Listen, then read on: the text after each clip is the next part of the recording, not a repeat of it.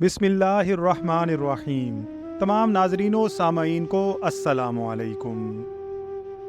नाजरीन इकराम, फ़वाइदुल फ़व्वाद में मनकूल है कि हज़रत ख्वाजा निज़ामुद्दीन महबूब इलाही रहमतुल्लाह अलैह पर किसी ने जादू कर दिया, जिसके सबब आप रहमतुल्लाह अलैह ने 2 माह सख्त तकालीफ उठाईं। अहबाब एक शख्स को लाए जिसको जादू निकालने में बड़ी महारत थी। वो शख्स खानकाह में फिरकर हर जगह की मट्टी सूंघने लगा, यहाँ तक कि जब उसने एक जगह की मट्टी सूंघी तो कहा कि इस जगह को खोदो। जब उस जगह को खोदा गया तो जादू का पुतला निकला, जिसको तोड़ते ही आप रहमतुल्लाह अलैह ने सेहत और शिफा पाई। फिर उस शख्स ने आप रहमतुल्लाह अलैह से अर्ज की कि मुझे इस काम में महारत है, अगर आप कहें तो उस शख्स का नामो निशान बयान करूं जिसने आप पर जादू किया। आपने फरमाया, ऐसा हरगिज नहीं करना, हमने उसे रुसवा नहीं करना। उसने जो कुछ मेरे हक में किया है मैंने उसे माफ़ किया।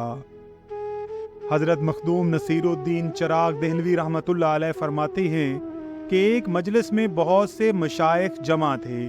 उनमें से एक ने कहा कि सुल्तानुल मशाइख हज़रत ख्वाजा निज़ामुद्दीन औलिया रहमतुल्लाह अलैह अजब फारिगुल बाल बातिन रखते हैं कि अहलो अयाल वगैरह का उनको कुछ गम नहीं है। अल्लाह अज़्ज़ा वजल ने दुनियावी इकबाल भी ऐसा इनायत किया है कि हज़ारहा बंदगाने खुदा की परवरिश फरमाते हैं और कभी उनके पास से गम का गुज़र मालूम नहीं होता।